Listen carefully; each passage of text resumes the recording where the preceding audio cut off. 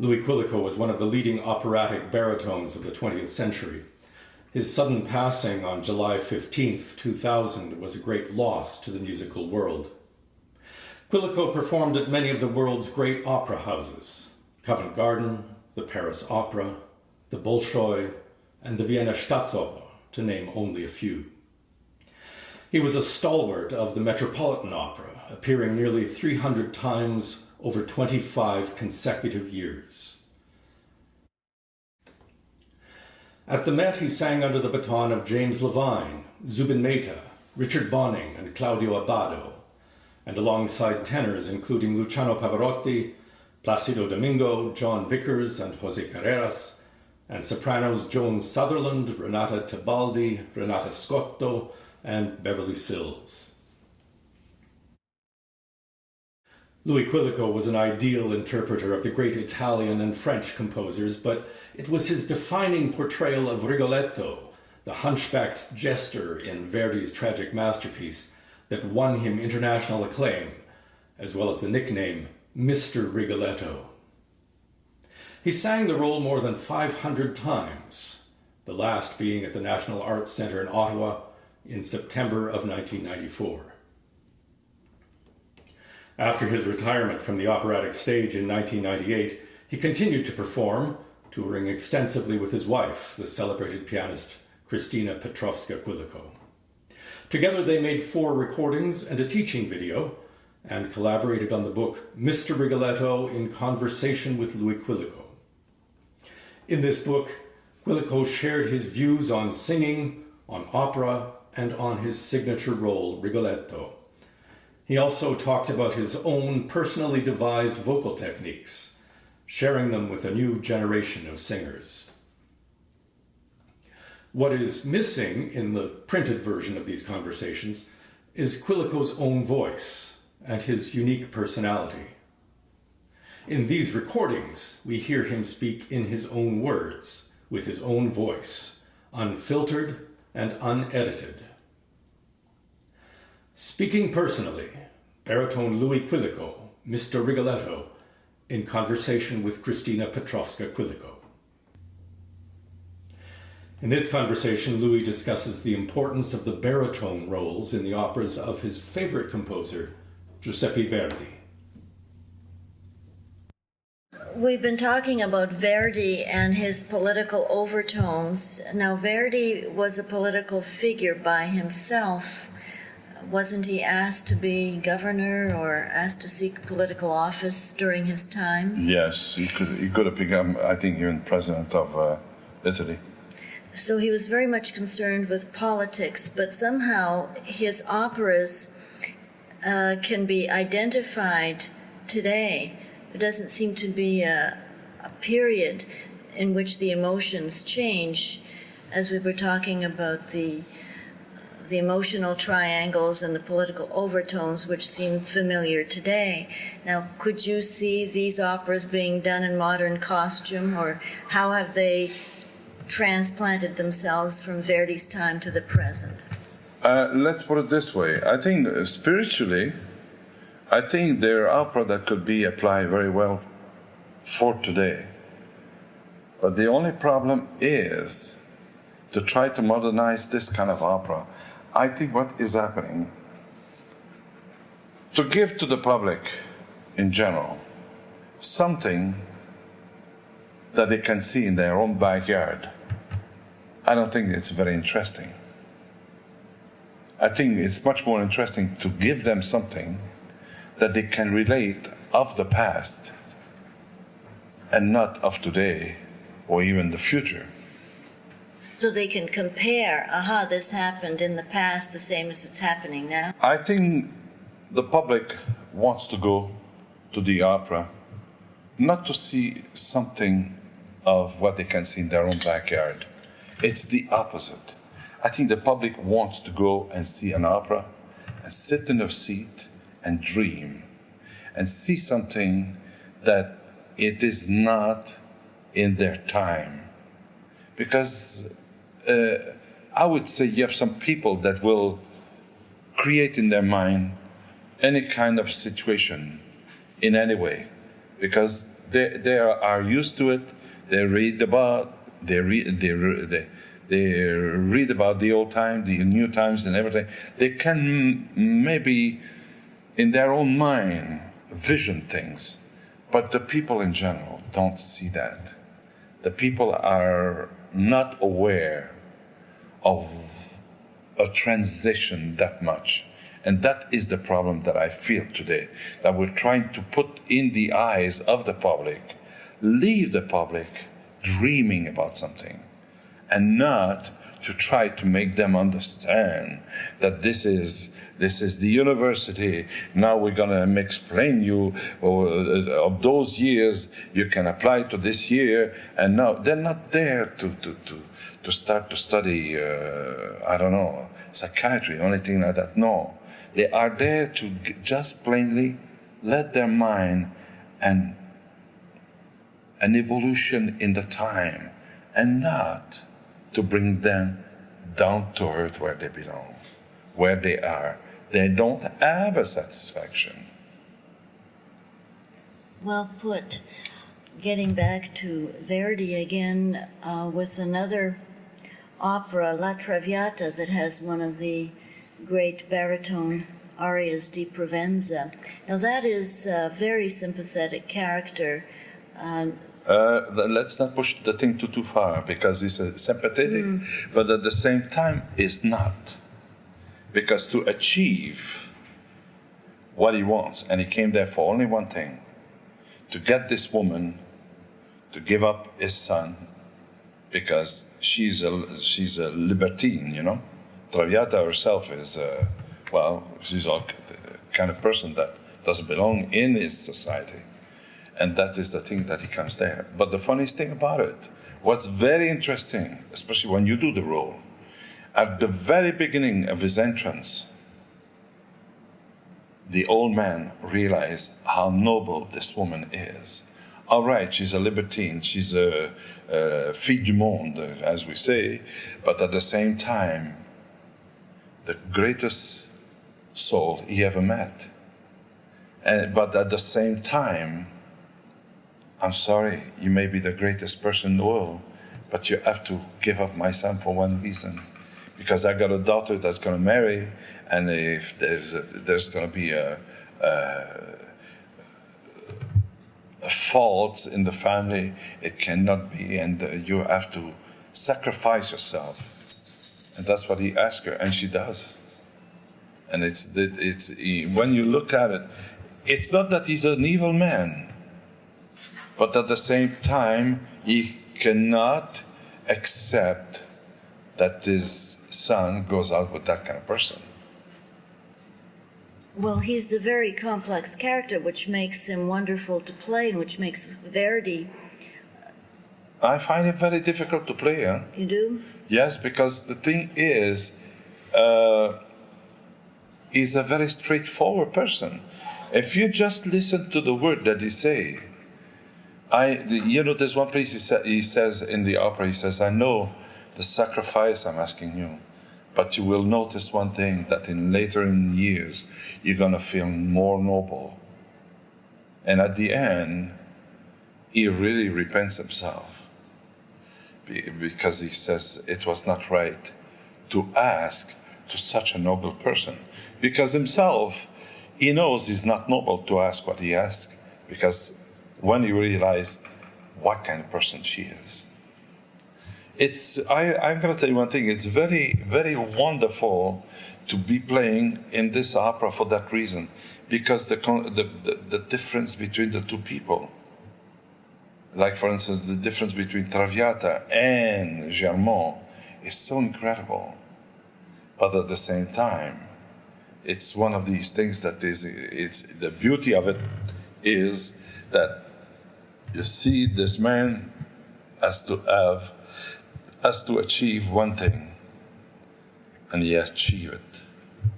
At the end, he repents himself, but at the same time, he achieved what he wanted. And it's incredible for that reason, you know. Sometimes people don't exactly realize what is Germont. But Germont is the drama of the whole opera. Well, that's right. He's the pivotal character. Absolutely. That's one thing Verdi did with all the baritone. And this is why I feel I was the privilege to have sang Verdi all my life. I think it's one of the greatest privilege that can be given to anybody. Because what he did is baritone are always the key of the opera. You see, the tenor has the beautiful aria, and you might say, hey, he gets the girl and all that. But the key role in the opera, and that's why it makes it very interesting, you can create a tremendous personality in these kind of roles. The tenor, no, it's always straightforward. Boom, boom, boom. He has to accept what the baritone tells, and he's always at the mercy of the baritone. Like practically the soprano is exactly the same thing, but the baritone is the one that guides the whole thing, and it's beautiful for that reason because it's somebody was asking me, well, aren't you tired to do this role or aren't you tired to do that role of Verdi? You cannot, because you're the one who push the whole thing going. As you're doing these roles, the depth of characterization is so enormous that makes you want to do them over and over. Each time you do it, do you find new things and do you find your character and your interpretation developing? You're never finished to discover new thing. And it's so funny. I don't know how much Verdi must have thought about these things. He must have been, we always say he was a genius. But the genius he was is so incredible because he thought about all these things. I'm possibly sure that. Or his librettist. His librettist maybe was a great librettist. But the thing is, it's amazing to think that you practically don't have to try to do anything with it. And that is the tragedy that I find with Verdi. We think it's only beautiful singing. Yeah, I agree with you. It's beautiful singing, because if you got bad singing, well, it's bad. But the thing is, it's more than beautiful singing. It's a tremendous personality. And at first when I started to do Verdi, well, I thought of only one thing: make a beautiful sound, make a beautiful sound. But all of a sudden, I started to notice one thing, that there was much more to it. Like, for instance, I done 507 performances of Rigoletto, and you can figure on this, let's say about 250 performances of dress rehearsal, and you can figure about the same amount of altogether. I don't know how many performances that would make, because I never calculated. But the thing is, when you figure one thing, that you each time you do it, from one dress rehearsal to the performance, you find something different. And Verdi seems to be such a fabulous composer in that you don't need a completely beautiful voice. For example, Tosca can be more exciting with a less beautiful voice if she phrases properly, has an intensive portrayal of the role rather than just singing all the right notes. Well, but I have to say one thing. Now you're touching a very, very delicate subject. Puccini don't need as well as a beautiful voice as in Verdi. Verdi is very treacherous for that. Because the moment you don't have a beautiful voice, it's not only a matter of beautiful voice, but to be able to translate in your voice the drama of the opera. And now to come back to what I said, Tosca, you might as well have a beautiful voice to do it too. I have to say it, because it's a straightforward, but at the same time, you have to feel a certain dramaticity in the voice. But Verdi, oh boy, it's so exposed that every single role is always treacherous for that reason. But I have to say one thing: if you learn to do Verdi well, it's the best medicine for any voice in the repertoire of opera that exists. I see what you mean, because with Tosca, Puccini's Tosca, Oh, it could be dangerous. Yeah. But Puccini was very treacherous for the voice, because you see, the thing is, maybe too dramatic at certain moment. And what happened? You can do drama without reversing your vocal technique. But sometimes you have people that they don't exactly understand that, and they're a little bit. How can I say? For them, dramaticity is something maybe making a false sound or something like that. No, you have to find a sound, but never to create a problem for your voice, and that is the thing that's very dangerous. That's why I always say, for instance, if I would be a soprano, Tosca, or as well as Butterfly, I would wait till I'm maybe 40, 45 before I would do it. Because you need a certain maturity to be able to cope with these kind of roles. Because they're demanding, but they're demanding the wrong way. If you're not a well-schooled person, or intentionally, or your mind is not up to the situation, you might do something that is the thing. I saw more people being betrayed vocally by opera like Tosca and Butterfly for the soprano than any other opera in the world. For instance, if I would be a tenor, I would wait till about 40 years old before I would start to sing Cavaradossi. And people will not, if you're not a well-schooled person, vocally, I'm talking about vocally right now, a well-schooled person that will understand about the technical point of vocal approach. Tosca is a very dangerous opera for the tenor, for instance. Could be very dangerous for the soprano too. Butterfly for the soprano, it's murder. This is why I say you need somebody with a certain understanding. You have some people that sang Butterfly at the age of 25 years old. I don't say you cannot sing it, but you have to have an understanding that they will not create anti-vocal moment, and that is the big problem.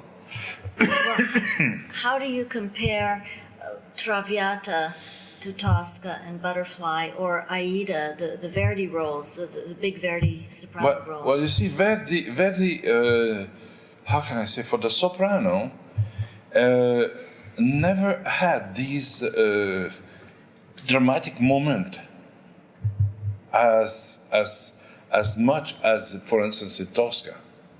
Because Tosca has got different level.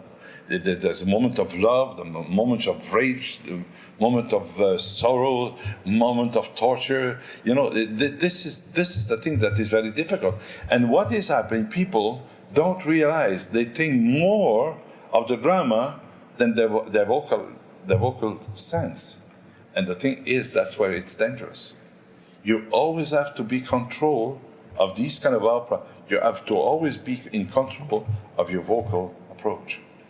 Like, for instance, if I would be a tenor, I would wait till I'm 50 years old to sing Carmen. Because it's always been said, to sing Carmen, you need 4 different kind of tenor. And it is true. For instance, people were wondering what I'm talking about. It's a very simple thing. Some opera lays, the tessitura of the opera lays in certain way that it becomes in the passage of the voice where it's become very thick. And what happened, the people, it's easy at that point. You let yourself go. Boom. But what happened after that when you have to start to go up? It's practically impossible. Can you explain tessitura? Well, tessitura, it's a very simple thing. It's going up towards a high note. And what is happening? If you stay too long on a passage, in the middle of your voice, too long, the first thing you know, you feel comfortable in there. What do you do from there to go to the top? And this is the point.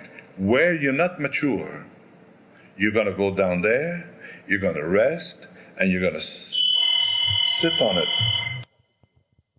You want me to talk about tessitura? Yeah, and a very simple and clear explanation.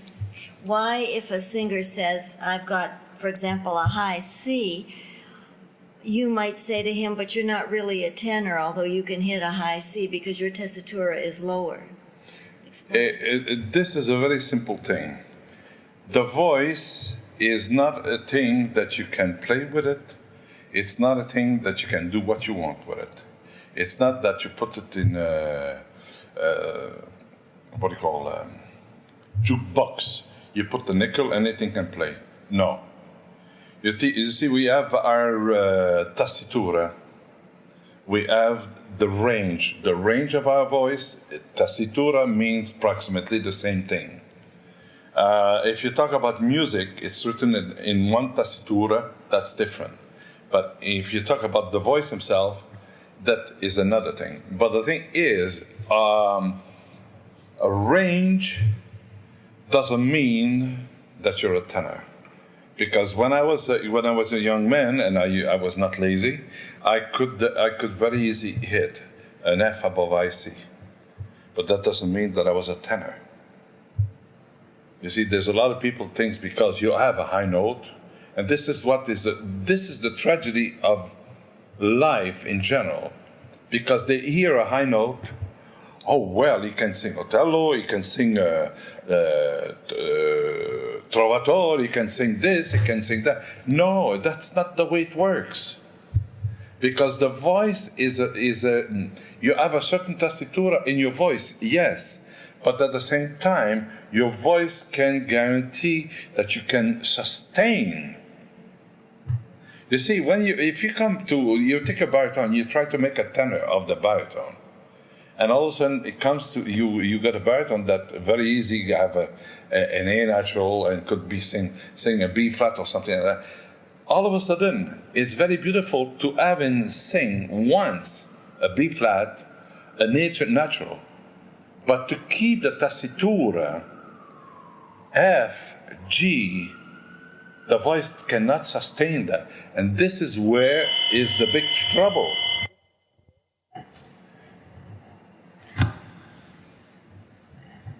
All right, you were talking about tessitura. Yeah. Does that work for all the voices? Tessitura is all for the voice.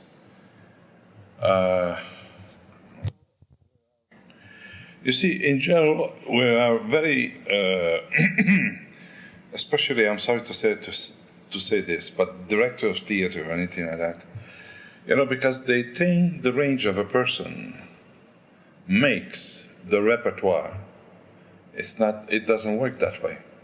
Because you might have a wonderful range, but it doesn't mean that you can sing every single thing, and that is the problem. They never understood that, for instance, myself, if I do Scarpia, you won't get me to sing Rigoletto the next day. No way, it is not possible. It's humanly impossible. Both of them are in my range, yes. They're both in my tessitura, but it doesn't mean that I can sing both of them, one after the other, because one lies in such a way, the range of it is, how can I say, it brings your voice down. Because all of a sudden the chords don't need the tension. You go towards Rigoletto, all of a sudden the tension of the chord is tremendous. Now what do? The human being, the physical of a human being, the mind of a human being can take so much, but comes at a point where one cannot serve as well as the other. And that is the danger of it. Give a chance to be able to pass from one to the other. But when you're too young, this is the tragedy. Young singers don't have no idea how to be able to control himself. And that is the I repeat, the tragedy, because directors or very often conductors, they don't have the foggiest idea about that. They're not aware. They've never studied the voice. And that is the thing, that if I would be a conductor or I would be a director, I would really know what is implying to a voice to do certain role. And not to say, do this, do that.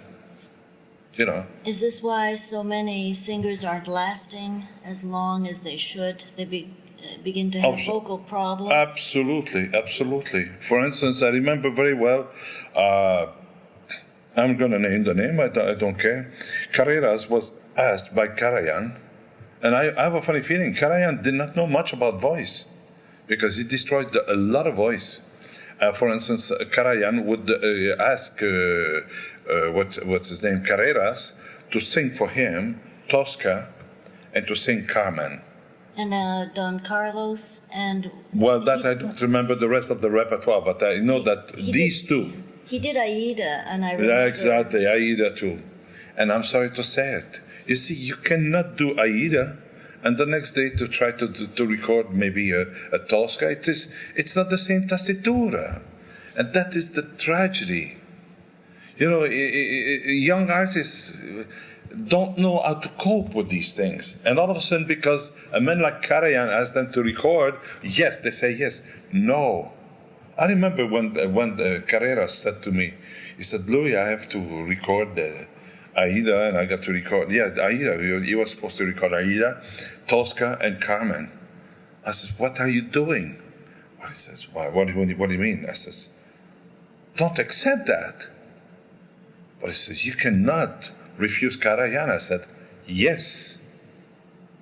Because I said, with your kind of voice, you got such a beautiful voice. I says, what do you want to do with these opera that are made already for people that has voice that are already practically past? What I mean by this, you need a person that is got a certain maturity to be able to do that. And what happened? He said, well, I cannot refuse. Well, I said to myself, this is your funeral, because the voice was not anymore the same as it was before. No, he had a glorious voice. Oh, it was beautiful. Did that not happen to Pavarotti? I remember he did an Aida, a Radames in San Francisco, and that was maybe the only time he had done it, although he did sing... No, Tello, in Chicago. Yeah, but he did an Aida. Aida too, yes. And he stopped. I don't see him doing Aida. No, since then. He does it very, very, very little. I don't see it in this repertoire. You see, it shows the intelligence of one singer, and it shows the intelligence of another singer. You cannot play with your voice. The voice you have is the one that has been given to you, and it is what that's going to serve you for the rest of your life. That means your duty is to say to yourself, wait a minute. And there's the most beautiful word written in dictionary that ever been invented in this world. No. And this is the point with young singers. They're afraid to say no. They think by saying no, it will not advantage their career, because the first thing you know, they sing these opera.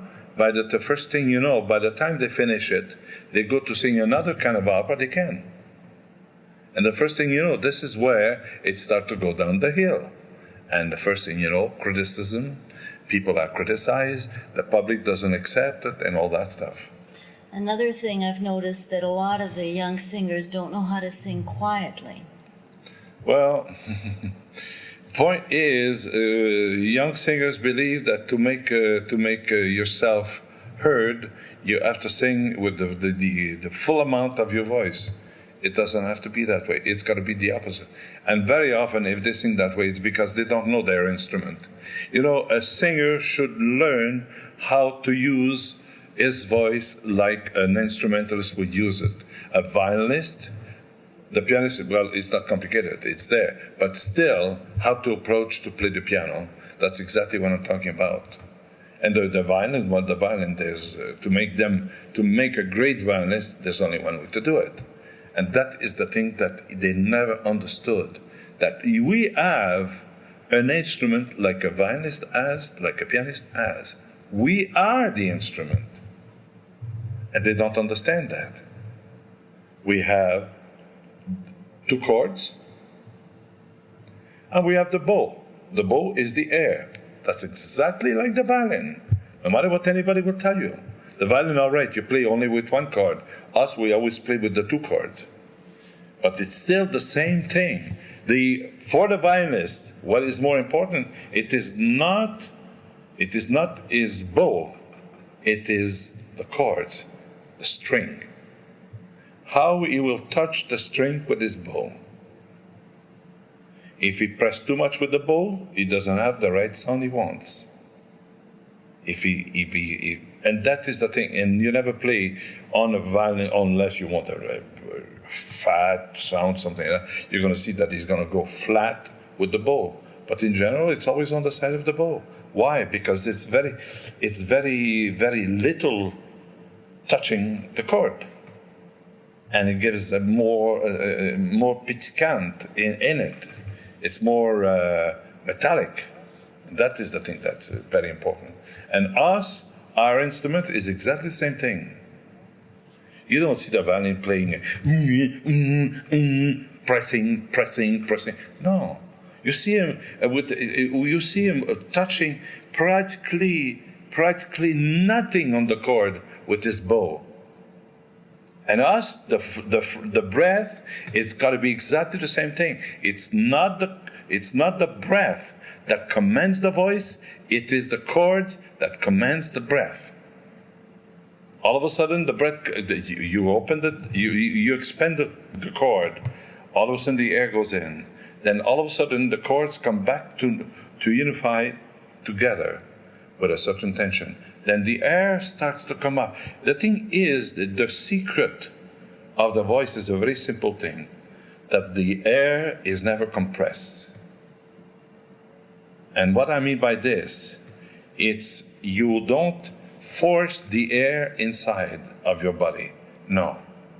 The air has to be very flexible. And the moment that you're going to start to sing, that there's no pressure to say to yourself, well, I'm going to push the air now. No, the opposite. When you speak, you don't speak this way. You don't press the air, no. It's the opposite. It's very light, the air. If you think very carefully, you don't do this. You do, and this is singing. We don't use our speaking voice in our advantage. And that is the tragedy of it. We have to use our speaking voice to the singing voice. I always say, you want to learn to sing, learn how to speak good. If you don't speak good, you're in big problem. I wanted to ask a question about acting. Do you find that the acting has improved from the time of the golden oldies, for example, the legends? Oh well, that I have to say one thing. It's like anything. It's like anything else. The singers became well aware that, plus on top of that, television has made such a tremendous difference that I think the singers became much more aware of the acting side of it. Plus on top of that, I think it's happened all of a sudden. They became aware that is drama in music. That's what I call opera today. For me, opera is not. Opera is the name, yes, but it is drama put in music. And this is the thing. If you're going to do a drama, well, you have to act it. You have to express it. And the way to express it's with your hand, with your face, maybe your body if you cripple or something like that. All this have to have a certain effect on the singers of today. What about one of your favorites, for example, Leonard Warren? How did you characterize his acting? Well, I have to say one thing. His acting was, if I remember well, because you're touching something that I never really had a great opportunity to really watch him. I heard him more than I saw him. And I think he was trying to do the best he could. I'm not sure. I don't want to criticize because it's too long. I remember I've seen Rigoletto, and naturally, from my own experience at that moment, I was very satisfied with what he did. Maybe seeing him today, maybe I would say no. I saw him do Simon Boccanegra too, only a couple of times, I think. And it seems that it was, acting-wise, but I was not yet very much aware of acting myself.